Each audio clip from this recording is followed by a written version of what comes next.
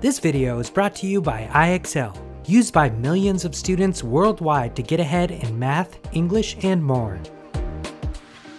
Hello! Let's read a story with short A words. Short A often sounds like this. Ah. Now let's read together. This story has several short A words. As we read, let's take our time with each sentence and think about what is happening in the story. Ready? Jan likes her math class. She adds on a blank pad. Jan adds fast. Nice! We sounded out some words and read the first part.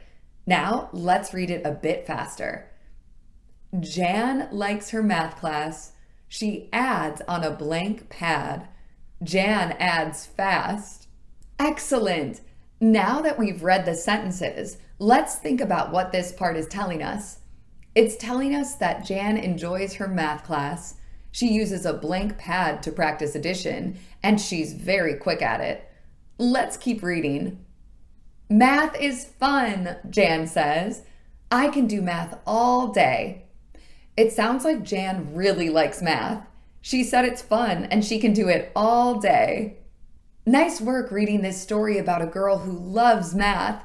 Now you can try reading on your own. Head over to IXL.com for more practice on this skill and thousands more videos in math and language arts.